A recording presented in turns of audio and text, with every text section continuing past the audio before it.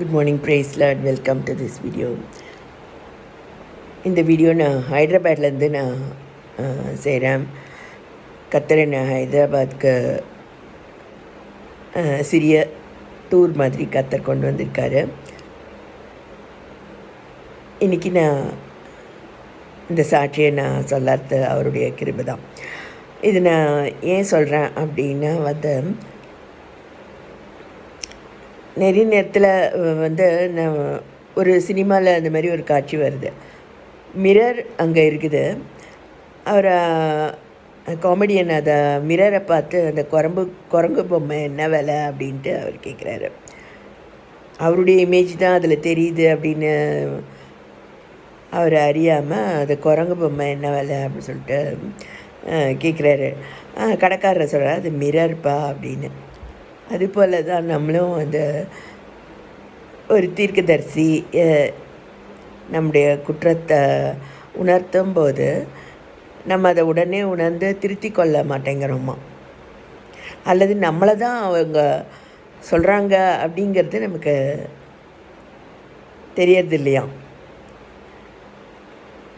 So நமக்கு தெரியுது அப்படின்னா அது கூட கர்த்தருடைய கிருபை தான். இதுக்கு 2 வேத ஆதாரங்கள் இருக்குது. ஒன்று தாவீது ராஜாவுக்கு போயிட்டு நாத்தான் சொல்கிறார், இந்த மாதிரி ஒரு தரித்திரனுடைய ஒரே ஒரு ஆட்டுக்குட்டியை நிறைய ஆடுகள் உள்ள ஒரு மனுஷன் அதை பிடுங்கி தன்னிடத்தில் வந்த விருந்தினருக்கு அதை சமையல் பண்ணி வச்சிட்டான் அப்படின்னு அவர் சொல்கிறாரு. தாவீது அவர் தன்னை தான் சொல்கிறாருன்னு தெரியாமல் இப்படி செய்தவன் மரணத்துக்கு பாத்திரன் அப்படி சொல்லிட்டார். அப்போ தான் நாத்தான் சொல்கிறாரு, மனுஷன் வேறு யாரும் கிடையாது, நீயே தான் அப்படின்ட்டு. போட்டு தாவீது ஆனால் அதை உணர்ந்து மனம் திரும்பி அவர் கர்த்தருடைய சமூகத்தில் கண்ணீர் விட்டு 51ஆம் சங்கீதத்தை அவர் பாடுறாரு. ஆனால் எல்லா ராஜாக்களும் அப்படி இல்லை. இன்னொரு ராஜா ஆசா அப்படி ஒரு ராஜாவையும் தேவனுடைய மனுஷன் எச்சரிக்கும் போது தேவனுடைய மனுஷன் மேலே கோபம் கொண்டு சினந்து அவனை காவலறையில் போட்டு கொடூரமாக நடப்பிக்கிறது வசனம் சொல்லுது. அதுபோல் நம்மளை யாராவது நீங்கள் செய்யறது தப்பு அப்படின்னு சொன்னாங்கன்னா நம்ம திருத்திக்கொள்கிறது தான் மனுஷத்தன்மை. அப்படி நம்ம செய்கிறோம் அப்படின்னா அதுவும் கர்த்தருடைய கிருபை தான். இந்த சாட்சியை நான் சொல்கிறேங்கிறதும் கர்த்தருடைய கிருபை தான். ஏன்னா நானும் அப்படி தான் இருந்தேன். ஏன்னா நான் சிறு வயதில் கர்த்தர் என்னை ரட்சித்திருந்தார்.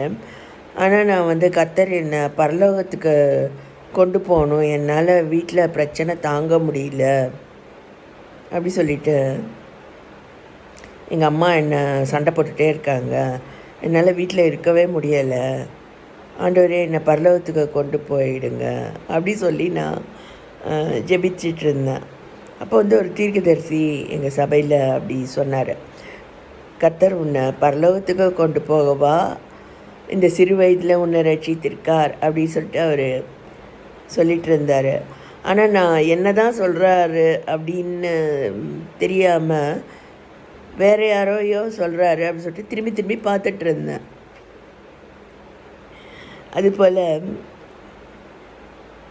ஆனால் பிற்பாடு அதை வேறு தீர்க்கதரிசிகள் எனக்கு அதை நிறைய கற்றுக் கொடுத்த பிறகு நான் அதை புரிந்து கொண்டேன்.